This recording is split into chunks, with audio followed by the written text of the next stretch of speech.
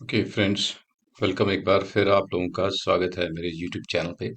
और आज की जो मैं टॉपिक कवर कर रहा हूँ वो है TDI रोडियो ड्राइव करके प्रोजेक्ट है कुंडली सोनीपत में। उसमें एक कमर्शियल यूनिट जो कि एक शॉप थी, उसका एक कंप्लेंट फाइल होता है हरियाणा रेरा पंचकुला अथॉरिटी में। ग्रीवियंस वही है कि टाइम पे इनको पोजीशन नहीं मिला है। एज पर अग्रीमेंट इसमें 30 महीने के अंदर मिलना था। शॉप की कीमत कुल 16 लाख थी, तकरीबन 12,80,000 दिए जा चुके थे और 2019 में पोजीशन ऑफर हुआ था। सो हम इसका क्विकली फैक्ट्स कवर करते हैं। 400 स्क्वायर फीट की ये दुकान थी। रोडियो ड्राइव मॉल करके TDI सिटी कुंडली सोनीपत में ये प्रोजेक्ट आया था और 2006 में ये पैसे दिए गए थे बिल्डर को। फिर 2010 तक इनको ये सारी कंसिडरेशन अमाउंट पे की गई। उसके बाद आर्टिकल 41 ऑफ द यूनिट जो अग्रीमेंट का था वो कहता था 30 महीने के अंदर इसकी पोजीशन कंप्लेनेंट को दी जानी थी, बट ये कभी हुई नहीं।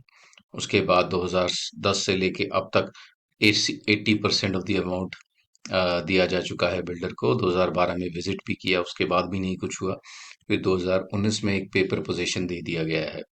और इसमें हैरानी की बात यह है कि इसमें जो शॉप थी उसको मोर्टगेज कर दिया गया है एक थर्ड पार्टी के साथ, CIFL करके।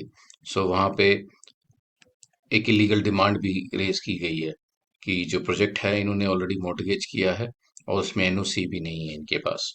सो 14 साल के बाद तकरीबन ये कंप्लेंट फाइल होती है, लीगल नोटिस दिया जाता है 2020 में। उसके बावजूद भी बिल्डर इनकी जो पोजीशन है या रिफंड है उसको नहीं देता builder. So this is a grievance. So ये इस पर्टिकुलर केस में कॉज ऑफ एक्शन था। अब देखें आगे के फैक्ट्स किस तरीके से चलते हैं।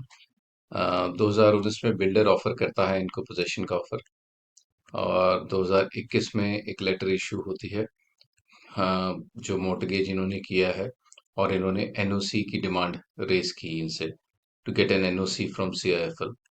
रिस्पोंडेंट इंस्टेंट रिफंडिंग इनको करना चाहिए था कि either they should have given the option to the complainant कि आइदर आप विड्रॉ कर लें अपना सारा पैसा इंटरेस्ट के साथ और या हमें आप NOC दे दें। सो ये बिल्डर के पार्ट पे एक और डेफिशिएंसी थी। सो प्रेयर में वही कि रिफंड माना गया है कि सारा पैसा हमें रेरा रेट ऑफ इंटरेस्ट के हिसाब से दे दिया जाए।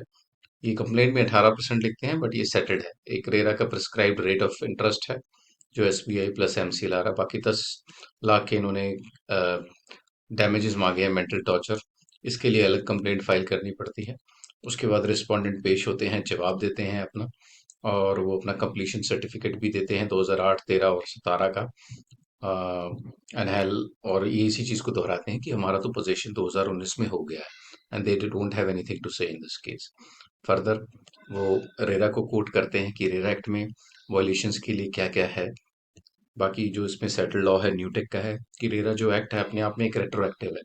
जितने भी प्रोजेक्ट्स इनकम्प्लीट रह गए हैं उस पे रेरा अप्लाई करेगा और जहां पे कंप्लीट है, ऑक्यूपेंसी सर्टिफिकेट मिल चुका है, वहां पे रेरा अप्लाई नहीं करेगा। फिर अपने सबमिशंस के बाद आर्ग्यूमेंट्स होती है और courts will hear them on issues. So we'll see कि अब कौन कौन से इश्यूज पे इसको रेज किया गया है। Now observations of the authority starts. So सबसे पहले जो टाइम पीरियड है, टाइम पीरियड काउंट में आता है कि इनका 2019 का कंप्लीशन सर्टिफिकेट है, 30 महीने के अंदर एज पर अग्रीमेंट इनको पोजीशन ऑफर कर देना चाहिए था। अब कोर्ट एसरटेन करती है कि 3 साल हम एक रीजनेबल पीरियड लेते हैं। अब इनका 30 मंथ्स कहाँ से कैलकुलेट होगा? सो रिस्पोंडेंट ने कहा एग्जर्वेशन से जो 2009 में शुरू हुई थी उसके 3 साल के अंदर इनको पोजीशन मिलना था और यहाँ पे डिले 10 साल से ज्यादा है क्योंकि जो इनको पोजीशन ऑफर हुआ 2019 में। सो 2009 से लेके 2019 तक 10 साल हो जाते हैं, इससे ज्यादा का डिले है और therefore offer of position made by the respondent is not legal, not valid. और जो मोर्टगेज इन्होंने फर्दर अपना थर्ड पार्टी के साथ किया वो भी इलीगल है।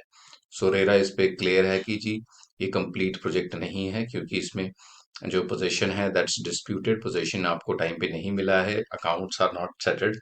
सो this is not going to be applying a completion of the project. ये आपका प्रोजेक्ट इनकम्प्लीट माना जाएगा एंड हेंस जो कोर्ट विल एंटरटेन दिस। उसके बाद कोर्ट फर्दर कोर्ट करती है अपनी अगली judgement MP steel versus commissioner of central excise, वहां पे जो रिस्पोंडेंट है लिमिटेशन का सहारा ले रहे हैं। इन्होंने 10 साल बाद ये केस किया है, इस ग्राउंड पे लिमिटेशन पे इनका केस को डिसमिस कर दिया जाए। बट सिंस जो कॉज ऑफ एक्शन है, यानी कि जो बिल्डर का इनके साथ प्रॉमिस था वो फुलफिल नहीं हुआ है, तब करके ये कंप्लेंट मेंटेनेबल है बिफोर द अथॉरिटी। फिर अथॉरिटी मेरिट पे वो थिंग कोट करती है जो बिल्डर बायर एग्रीमेंट में उसमें क्या क्या लिखा हुआ है, और उसके स्क्वाल से जो न्यूटेक की जजमेंट है वो कहती है अगर आपका 1 साल का भी डिले है, so it gives you an unqualified right, मतलब आप अपने राइट में है अगर आप रिफंड लेना चाहते हैं, प्रोजेक्ट से बाहर निकलना चाहते हैं। सो इसी चीज को कोर्ट ने भी दोहराया कि यस, यहाँ पे डिले था, अब हम इसको रिफंड करेंगे। सो कोर्ट ने अपना जो इंटरेस्ट का क्लॉज है सेक्शन 18 का, रूल 15 जो एचरेरा का अथॉरिटी का, वो भी कोट किया एसबीआई एमसीलर, और उसके साथ कोर्ट ने इस केस में रिफंड ऑर्डर कर दिया, और जो डेट ऑफ पेमेंट सी थी उससे उनको इंटरेस्ट भी दे दिया, यानी 9.2%, ये टोटल 11.10% कहा जाता है। फिर द बेस्ट पार्ट आजकल जो कोर्ट करती है वो कंप्यूट कर देती है। सो अमाउंट भी अथॉरिटी ही कंप्यूट कर रही है कि कितना इंटरेस्ट आपको मिलना चाहिए। सो अथॉरिटी 12,80,000 की लमसम कैलकुलेशन करके 35 लाख तकरीबन 81,000 बना देती है इंक्लूडिंग द इंटरेस्ट। सो इनको 12 लाख की अमाउंट मिलती है प्रिंसिपल, 23 लाख का इंटरेस्ट, और फिर कोर्ट इस कंप्लेंट को डिस्पोज ऑफ कर देती है। सो होप आप लोगों को ये कंप्लेंट समझ आई हो। ऐसी ही वीडियोज आप लोगों के लिए बनाता रहूंगा। लाइक और सब्सक्राइब जरूर कीजिए मेरे channel. Thanks for watching. Thank you.